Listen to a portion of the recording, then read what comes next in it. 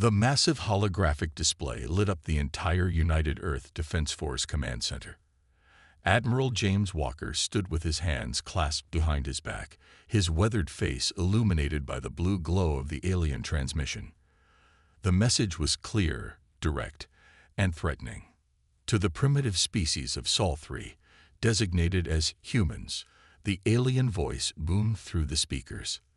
The Galactic Council has determined your world holds resources vital to the greater good of the galaxy. Submit to our authority within 48 Earth hours, or face the consequences of your defiance. Walker didn't flinch. 20 years of military service had taught him to keep his emotions in check. Instead, he watched as his staff scrambled to analyze every detail of the transmission, from the energy signature to the subtle background noises that might reveal the sender's location. "Get me the Global Defense Summit now," he ordered, his voice calm but firm. The communications officer nodded, fingers flying across the holographic keyboard. Within minutes, the main screen split into 12 sections, each showing a different military leader from Earth's unified defense force. General Linda Ross from North America, Marshal Peter White from Europe, and Commander David Brown from the Pacific Alliance, all faces Walker had trained with, fought beside, and trusted with his life. "Ladies and gentlemen," Walker began, "it seems our guests have finally arrived, just as we predicted." A slight smile crossed his face. "Initiate Protocol Ghost Shield." Around the world, hidden installations hummed to life. Deep beneath the Antarctic ice, massive generators powered up. In the Mariana Trench, ancient thermal vents fed energy into carefully concealed power plants. High in the Himalayas, quantum arrays began their silent calculations. "Sir," Lieutenant Mark Hughes called out, "we're detecting multiple objects entering the solar system. They've just passed Jupiter's orbit." Walker nodded. "Right on schedule. They're trying to shock and awe us with their numbers. Colonel Turner, are the Luna base preparations complete?" "Yes, sir," came the reply from the moon's hidden base. "All personnel are in position. The enemy doesn't suspect a thing." The next 46 hours were a carefully orchestrated dance of seeming panic and disorganization. Earth's visible defenses, the ones the Council could detect, moved in apparently random patterns. News broadcasts showed civilians in carefully staged panic.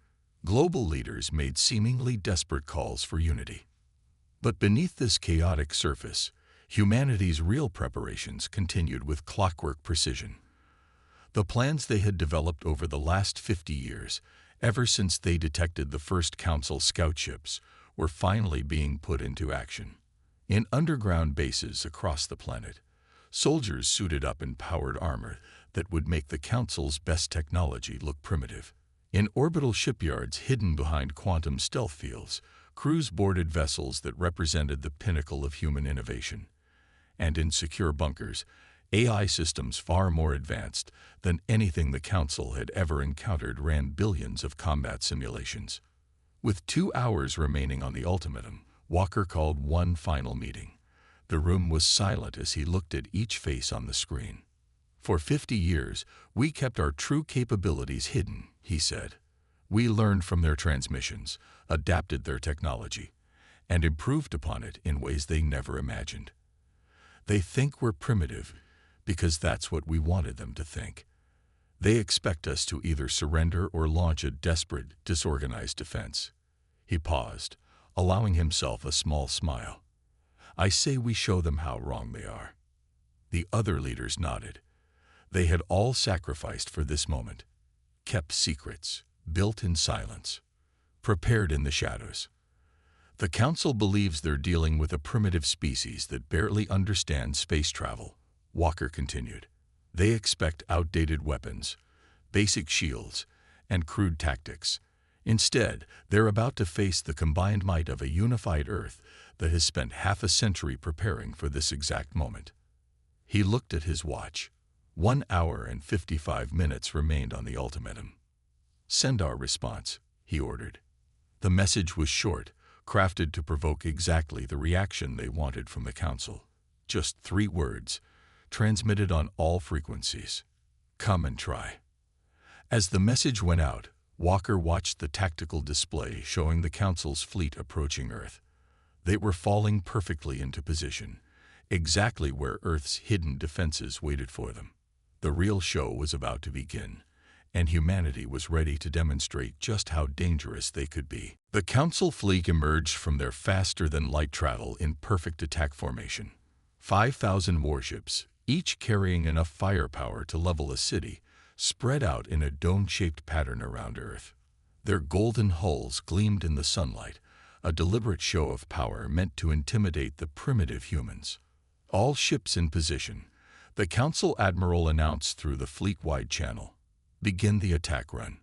Show these primitives the price of defiance. The first wave of ships dove toward Earth's atmosphere, their weapons charging with brilliant purple energy. The Council Admiral watched with satisfaction as his sensors showed absolutely no resistance. No defensive platforms, no planetary shields, not even primitive missile launches. Just as their scouts had reported, the humans were helpless. Then everything changed. Captain Mary Thompson sat in her command chair deep within Luna Base, her fingers hovering over the holographic controls. "Wait for it," she whispered, watching the enemy ships descend. "Let them get nice and close." The Council fleet crossed the invisible line she had been waiting for. With a swift motion, she pressed her palm against the activation crystal. Ghost shield active. Initiate Operation Surprise. The empty space around Earth suddenly flickered. Like a veil being lifted, thousands of defensive platforms appeared out of nowhere. The Council fleet sensors screamed with warnings as they detected the massive energy signatures that had been hidden by Earth's quantum camouflage technology. Impossible. The Council Admiral shouted as his tactical display erupted with new threats. Their technology level was assessed at Class 3. These are Class 9 signatures. Before the Council fleet could react, Earth's defensive grid came to life. Concentrated beams of blue energy lanced out from the platforms, each shot striking with surgical precision. The Council's supposedly impenetrable shields sparkled and failed under weapons specifically designed to counter their frequencies. From her position on Luna Base, Captain Thompson coordinated the defense. "Launch our stealth fighters," she ordered. "Show them what Earth can really do." Hidden hangar doors across the moon's surface slid open. Hundreds of sleek, black fighters emerged, their hulls absorbing both light and sensor scans. The Council fleet, still reeling from the first surprise, never saw them coming. "This is Wolf Squadron," the fighter commander reported, engaging with phase disruptors. The Earth fighters moved like shadows through the Council formation. Their weapons didn't just damage the enemy ships, they temporarily phased them out of normal space, leaving them helpless and drifting. Council crews found themselves unable to maintain power as their advanced energy cores were shifted slightly out of sync with reality. In the Council flagship, alarms blared as ship after ship went dark. "How?" the Admiral demanded. "How do they have this technology? Where did they hide it?" His questions were answered by a transmission from Earth. Admiral Walker's face appeared on their screens, his expression calm and professional. "Did you really think we wouldn't prepare? That we wouldn't see you coming? We've known about the Council for 50 years. Every scout ship you sent taught us more. Every transmission you made helped us understand your weaknesses." The Council Admiral watched in horror as his mighty fleet was systematically dismantled by weapons and tactics he had never seen before. The humans weren't just fighting back. They were winning, and doing it with technology that shouldn't have been possible for their species to possess. "Final warning," Walker continued. "Withdraw your forces immediately, or we'll be forced to demonstrate our full capabilities. What you've seen so far is just our defensive grid." To emphasize the point, Captain Thompson ordered another wave of fighters to decloak directly in front of the Council flagship. Their black hulls seemed to drink in the starlight, and their weapons hummed with barely contained power.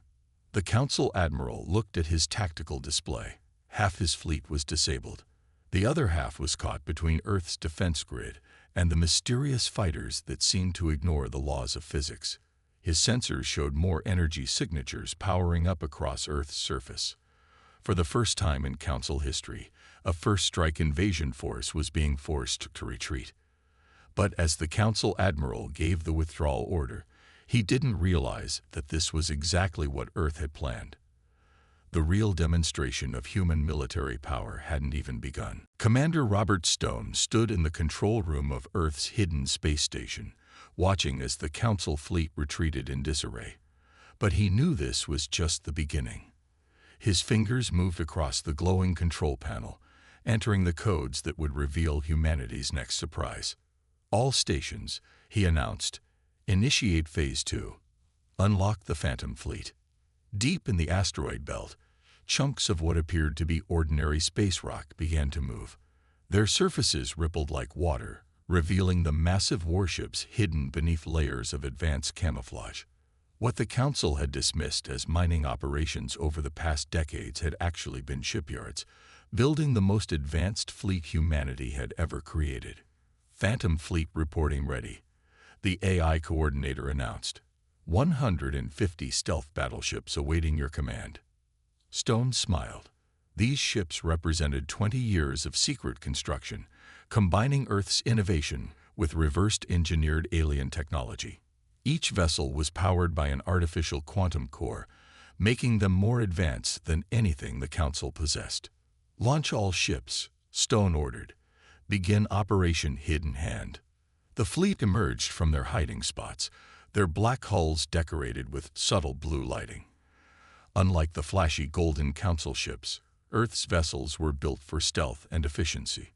They moved silently through space, their engines leaving no trace. "Sir," his tactical officer reported, "we're detecting Council reinforcements arriving. 3 staging areas have appeared at the edge of our solar system." Stone nodded. "Perfect. They're right where we want them. Deploy our AI defense network." Across the solar system, hidden satellites activated. Each contained a quantum computer running an advanced AI system. Working together, they formed a vast intelligence network that could predict and counter any Council strategy. "Council ships are launching their second attack," the tactical officer announced. "They've adapted their shields to our previous weapons. Let them think they've figured us out," Stone said. "Activate the nanite clouds." From Earth's Phantom Fleet, clouds of microscopic robots spread out into space. To Council sensors, they appeared as harmless cosmic dust. But as their ships passed through these clouds, the nanites went to work. They slipped through shield frequencies, attached to hull plates, and began their programmed tasks. The Council fleet suddenly found their advanced technology turning against them. Navigation systems showed wrong coordinates, weapons powered down at critical moments. Communication systems broadcast in wrong frequencies. "Send the message," Stone ordered. Every Council ship received the same transmission. A simple text message reading, "This is your final warning. Earth is not defenseless. Earth is not primitive. Leave our solar system or face the consequences." On the Council's command ship, their leaders watched in growing horror as reports flooded in.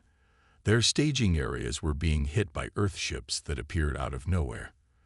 Their most advanced shields couldn't stop weapons they'd never seen before. Their AIs were being outthought and outmaneuvered at every turn. "How can this be?" one Council member demanded. Their technology was assessed at barely interplanetary level. The answer came in the form of Commander Stone's face appearing on their screens. "Did you really think we'd show our true capabilities to your scouts? Every primitive reaction was planned. Every technological weakness was staged. We've spent 50 years preparing for this moment." To demonstrate his point, Stone ordered a single Earth ship to decloak next to the Council flagship.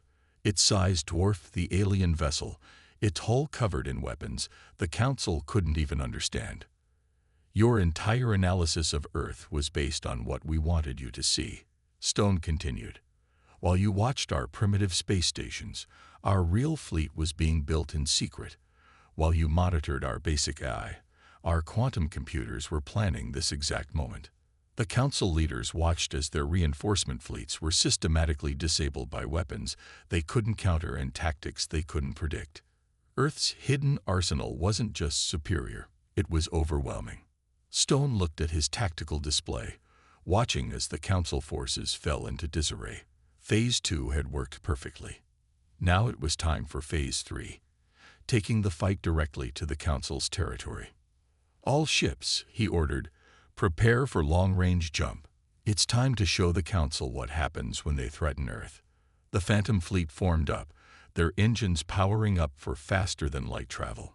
The council was about to learn that they hadn't just picked a fight with a primitive species. They had awakened a technological giant that had been waiting for this moment. The Grand Council chamber was in chaos. Representatives from 200 alien species shouted and argued as news of Earth's devastating counterattack spread through the galaxy.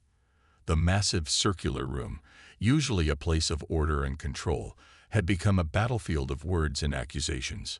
Ambassador Tom Wilson walked calmly into this storm of alien politics. He was Earth's first official representative to the Galactic Council, and his timing was perfect. Every eye in the chamber turned to watch the human enter, their voices falling silent one by one. "Members of the Council," he said, his voice carrying through the vast chamber. "I believe we need to talk about your recent visit to Earth." The head counselor, a tall being with silver skin, stood up. "How dare you enter these chambers? Earth is not a recognized member of this council." Wilson smiled. On the massive screens behind him, images began to play. They showed council ships being effortlessly disabled by Earth's defense systems. More screens lit up, displaying the Phantom Fleet emerging from the asteroid belt. "We're not here to join your council," Wilson replied. "We're here to discuss your surrender."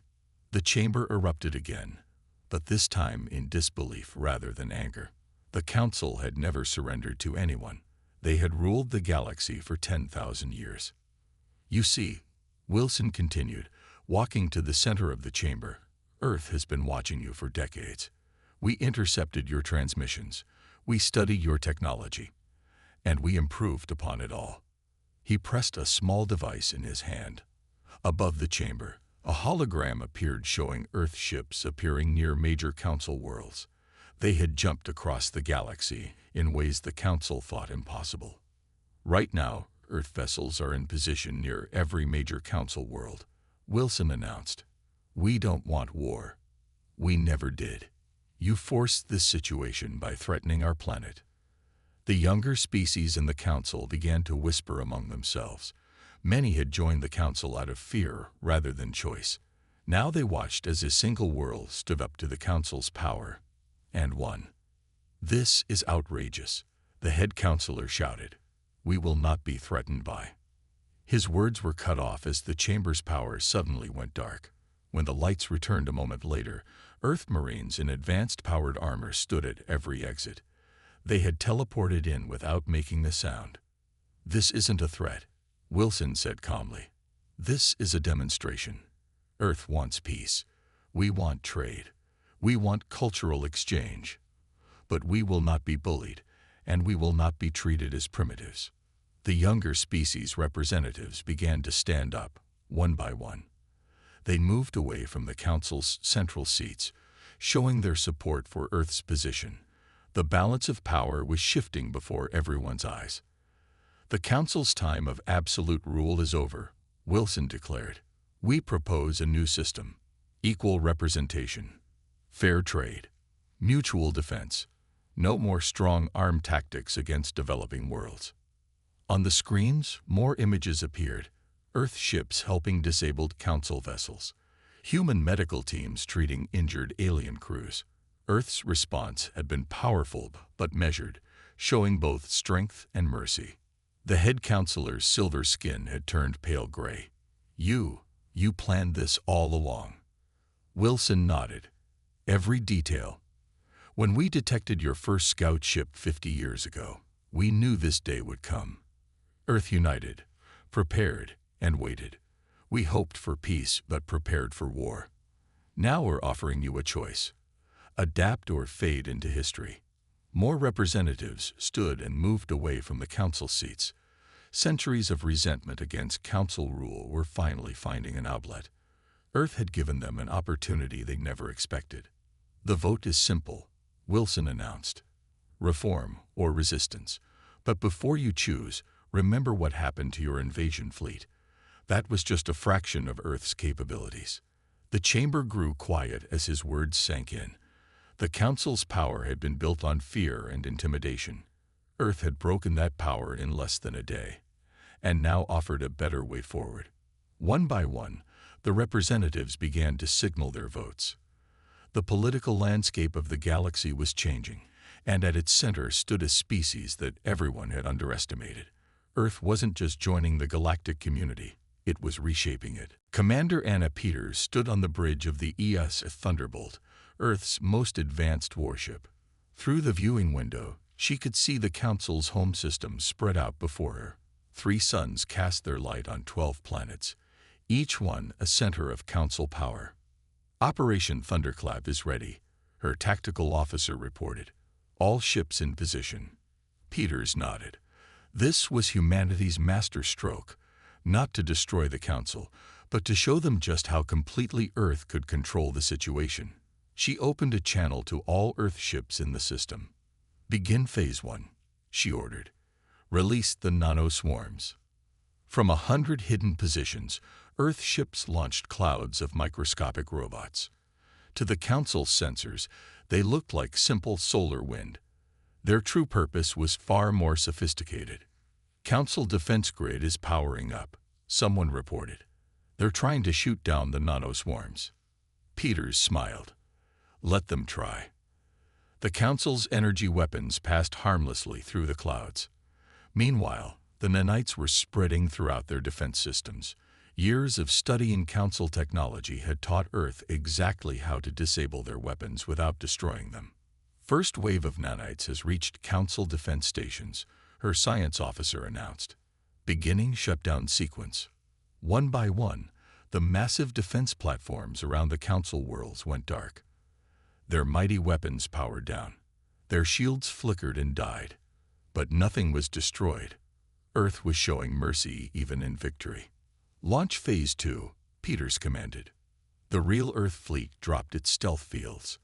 500 ships, each more advanced than anything the Council had ever seen, appeared in perfect formation. The Council's sensors couldn't even understand how they worked. "Send the message," Peters ordered. Every screen, every communication device, every data terminal in the Council system came to life with the same message. "Your weapons are disabled. Your defenses are down. Earth could destroy your civilization right now. Instead, we offer peace." The Council's response was quick but useless. Their ships tried to attack, but the nanites had already infected their systems. Engines shut down. Weapons refused to fire. The mighty Council fleet drifted helplessly in space. "Second message," Peters commanded. "Show them the feed." Every screen in the Council system now showed images from Earth, but not of weapons or war. They showed schools, parks, families. They showed humans helping injured Council soldiers. They showed Earth doctors treating alien civilians. "This is who we really are," Peters' voice broadcast across the system. "We don't want to destroy you. We don't want to rule you. We want peace, but we will never accept bullying or threats." On the Council's capital world, their leaders watched in shock as Earth's true power was revealed. The humans hadn't just matched Council technology. They had surpassed it in ways that seemed impossible. "Final phase," Peters ordered. "Show them the future." The holographic displays changed again. Now they showed plans for joint human Council projects. Hospitals, research centers, trade routes. Everything the Council could have had if they had chosen peace instead of invasion. "Your choice is simple," Peters announced to the Council leaders. "Join us in building a better galaxy, or watch from the sidelines as we do it without you. Earth extends its hand in friendship, even after your attack. That's not weakness. That's true strength." The Council chambers fell silent.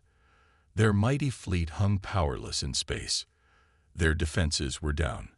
Their weapons were offline, and yet Earth wasn't destroying them or demanding surrender. "Sir," her communications officer called out, "we're receiving a transmission from the Council High Command. They want to talk." Peters nodded. This was exactly what Earth had planned for. The Council was powerful, but they had never faced an enemy who was both stronger and more merciful. Their entire worldview had been shaken. "Tell them we're ready to discuss the future," she said, "and bring up the peace treaty we prepared." As Earth's ships held position around the Council worlds, Peters thought about how far humanity had come. They had faced invasion and responded not just with strength, but with wisdom. Not just with power, but with mercy. Operation Thunderclap had worked perfectly. The Council would never again mistake humanity's kindness for weakness. The Council's main chamber, once a symbol of absolute power, now echoed with the sounds of rebellion. The great silver doors, sealed for 10,000 years, had been opened to all species. Admiral James Walker of Earth watched from his observer's seat as history unfolded before him. "The Council system must change," shouted a representative from a younger spacefaring race. "Earth has shown us there is a better way." The head counselor, his silver skin now dull with stress, tried to maintain order. But the Council's iron grip on power was slipping away. 3 days of Earth's presence had done what centuries of rebellion could not. "Look at how they treated our captured soldiers," another representative called out. "Earth could have killed them all. Instead, they gave them medical care. They showed respect." Walker stood up, and the chamber fell quiet. Everyone had seen the videos of Earth's military power, but it was humanity's mercy that had truly shocked the galaxy. "The Council faces a simple choice," Walker said, his voice calm but firm. "Continue fighting alone, or join Earth and its allies in building a better future." On the massive screens around the chamber, images appeared. They showed Council worlds where the people were celebrating in the streets. The sight of Earth defeating their rulers had given them hope. "Your own people are calling for change," Walker continued. "Not because we forced them, but because we showed them respect, something the Council never did." The Council's military commander stood up, his ceremonial armor now seeming less impressive than before. "But our ways have kept peace for 10,000 years. "No," Walker corrected him. "Your ways kept control for 10,000 years. There's a difference." As if to prove his point, news began flowing in from across Council space. On 20 worlds, the people had opened their ports to Earth ships. On 30 more, local governments had declared independence from Council rule. "The old Council is finished," Walker announced, "but you can be part of what comes next." He pressed a button on his wrist device. Above the chamber, a hologram appeared showing Earth's plans for the future. New trade routes that would benefit all worlds, not just Council ones. Defense agreements that protected everyone equally. Education and technology sharing programs. "Humanity doesn't want to rule," he explained. "We want to cooperate, to trade, to learn from each other. The only thing we won't accept is bullying." The chamber erupted in cheers. Centuries of resentment against Council rule were finally finding a voice. The younger species had found their courage, inspired by Earth's example. "What are your terms?" the head counselor asked, finally accepting reality. Walker smiled. "First, equal representation for all spacefaring races. Second, an end to forced technology restrictions. Third, a new defense alliance where all members have equal say." On the screens, more images appeared. Earth ships were already helping repair the damage from the brief war. Human doctors worked alongside alien medical teams. Earth's engineers shared their knowledge freely. But we attacked you," one council member said in confusion. "Why are you helping us?" "Because that's what strong civilizations do," Walker replied. "They help others rise, not push them down." Earth learned that lesson centuries ago. The council members looked at each other. Their power was gone, but Earth was offering them a chance to be part of something better. Something based on cooperation instead of fear. The vote is called. the head counselor announced, following laws older than most civilizations. Who supports Earth's proposal for reorganization? One by one, the lights began to glow green. First the younger species, then the middle powers. Finally, seeing the inevitable, even the old council members joined in. Walker watched as 10,000 years of history changed in a single moment. Earth hadn't just defeated the council, they had transformed it. Not through force alone, but through a demonstration of true strength. The power to show mercy. The vote is unanimous. The head counselor declared, "The old council is dissolved. Let the new era begin." As celebrations erupted across the galaxy, Walker sent a simple message back to Earth. Phase 6 complete. The galaxy is ready for real change. 1 year after Earth's stunning victory, the galaxy was a very different place. The new Galactic Assembly building on Earth's moon stood as a symbol of this change. Its crystal dome reflected both Earth's blue light and the stars beyond, representing the union of human and alien civilizations. Admiral James Walker, now Earth's senior representative to the Assembly, walked through its busy halls. Around him, humans and aliens worked together as equals. The sight still brought a smile to his face. "Admiral," called out Captain Mary Thompson, hurrying to catch up. "The first graduating class is ready." Together, they entered the great observation deck. Below them, on the lunar surface, stood rows of graduates from the new Galactic Defense Academy. Humans stood shoulder to shoulder with former council species and younger race cadets. "Remember when they came to invade us?" Thompson asked quietly. Walker nodded. "Now they send their best to learn from us. Not because we conquered them, but because we showed them a better way." The Academy was just one of many changes. Earth's advanced technology, hidden for so long, was now being shared across the galaxy. But they shared more than just weapons and ships. They shared their values. "Trade reports are in," Commander Robert Stone announced, joining them at the window. "Galaxy-wide commerce is up 300% since the old council fell. Turns out freedom is good for business." On screens around the room, images showed the galaxy's transformation. New trade routes connected formerly isolated worlds. Earth's medical technology saved lives on thousands of planets. Their stealth ships, once built for war, now protected merchant vessels from pirates. "Any word from the old council worlds?" Thompson asked. "Better than expected," Stone replied. "Most of their people are happier with the new system. Turns out nobody really liked being bullied and controlled." Walker touched a control panel, and a hologram appeared showing the new Galactic Defense Fleet. Earth ships flew alongside reformed council vessels and ships from younger species. Their combined fleet was stronger than the old councils had ever been. "Sir," an aide called out, "the Assembly is ready for the anniversary address."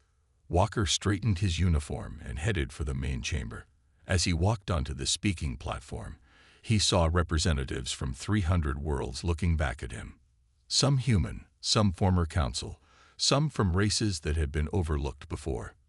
1 year ago, he began, the galaxy stood on the brink of war. The old council thought they could bully Earth into submission. They thought we were primitive, weak, and afraid. The chamber was silent, remembering those tense days. Instead, they found that humanity had spent 50 years preparing not just for war, but for peace. We could have destroyed them. Instead, we offered them friendship. We could have taken revenge. Instead, we shared our knowledge. On the screens behind him, images showed the changes. New hospitals treating all species. Research centers where human and alien scientists work together. Defense fleets protecting everyone, not just the powerful. "Look around you," Walker continued. "Trade is up. Poverty is down. Scientific progress has accelerated. And why? Because we chose cooperation over domination. Because Earth showed that true strength isn't about having the biggest guns, it's about having the wisdom to use power wisely." The chamber erupted in applause. Even former council members joined in, their old prejudices forgotten in the face of undeniable progress. The stars belong to all of us, Walker concluded, and together we'll reach heights the old council never dreamed possible. As the chamber filled with cheers, Walker looked out at the sea of faces. Human determination had defeated the council, but human wisdom had transformed defeat into victory for everyone. On Earth below, citizens looked up at the moon's new crystal dome and felt pride. They had faced invasion and responded with strength. But more importantly, they had shown the galaxy a better way forward. The old council had tried to conquer Earth. Instead, Earth had changed the galaxy, not through force, but through the strongest power of all. The power to turn enemies into friends.